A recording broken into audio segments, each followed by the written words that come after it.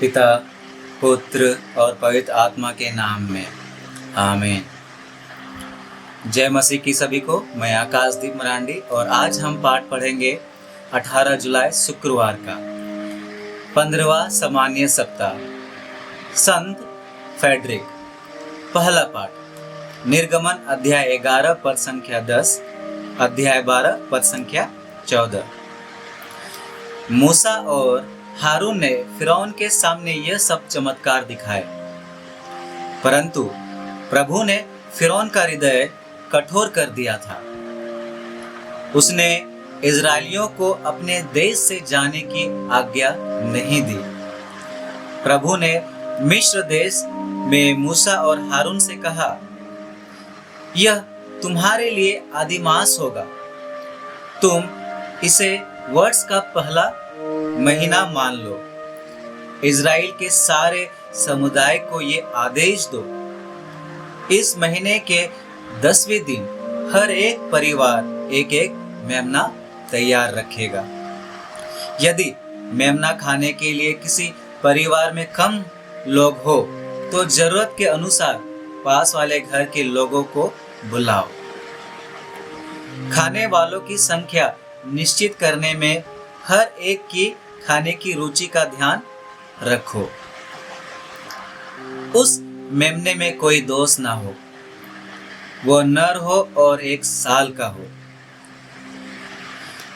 वो भेड़ा हो अथवा बकरा। महीने के 10वें दिन तक उसे रख लो। शाम को सब इजरायली उसका वध करेंगे। जिन घरों में मेमना खाया जाएगा, दरवाजों की चौखट पर उसका लहू पोत दिया जाए। उसी रात बेखमीर रोटी और कड़वे साग के साथ मेमने का भुना हुआ मांस खाया जाएगा। इसमें से कच्चा या उबला हुआ कुछ मत खाओ, बल्कि सिर, पैरों को और आंतड़ियों के साथ पूरे को आग में भूनकर खाओ। अगले दिन के लिए कुछ भी नहीं रखा जाएगा। जो कुछ बच गया हो उसे भोर से पहले जला दोगे।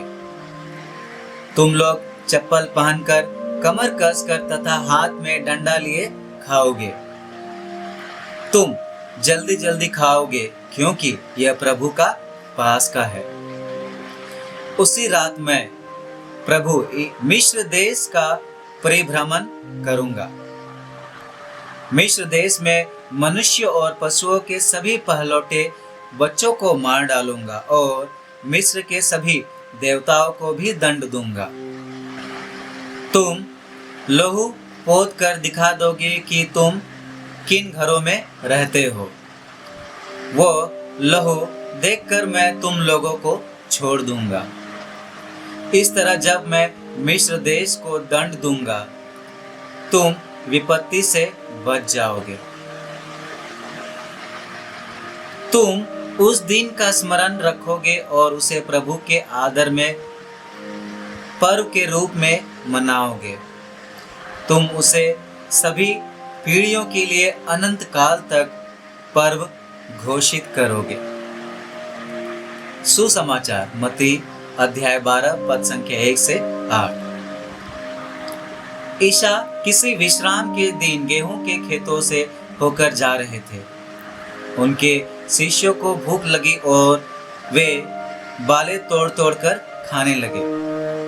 यह देखकर फरीसियों ने ईशा से कहा, देखिए, जो काम विश्राम के दिन मना है, आपके शिष्य वही कर रहे हैं।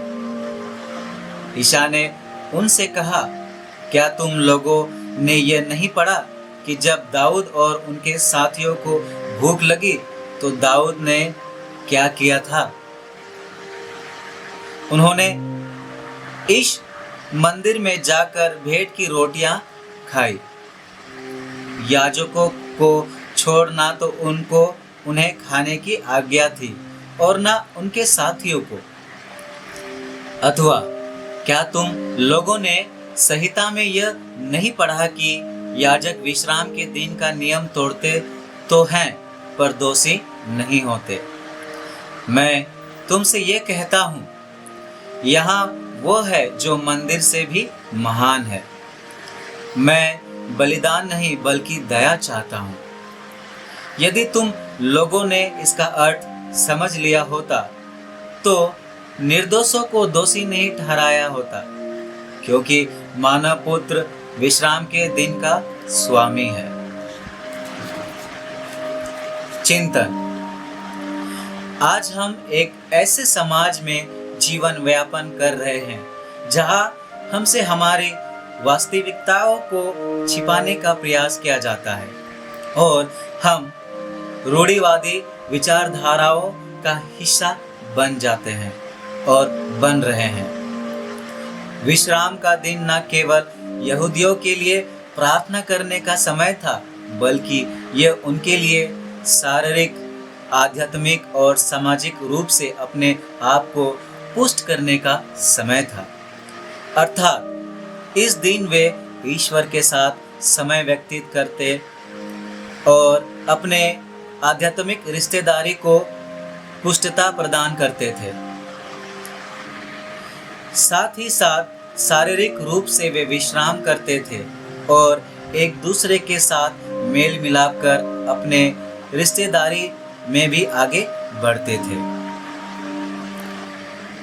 प्रथम पास्का के दौरान भी लोगों को यह कहा गया कि जरूरत के अनुसार आसपास के लोगों को भी बुला लाओ। इस तरह ईश्वर अवश्य ही विश्राम के दिन अपनी रिश्तेदारी को बढ़ावा देने का निमंत्रण देते हैं, पर साथ ही साथ हमें जीवन के अन्य पहलुओं को भी ध्यान देने के लिए निमंत्रित करते हैं ताकि हमारा सर्वांगीण विकास हो। अनुवाक्य। मैं प्रभु का नाम लेते हुए धन्यवाद का बलिदान चढ़ाऊंगा। जय घोष। हालेलुया। प्रभु कहते हैं, मैं उन्हें जानता हूँ और वे मेरा अनुसरण करती है। हालेलुया। पिता, पुत्र और पवित्र आत्मा के नाम में आमीन। ईश्वर को धन्यवाद।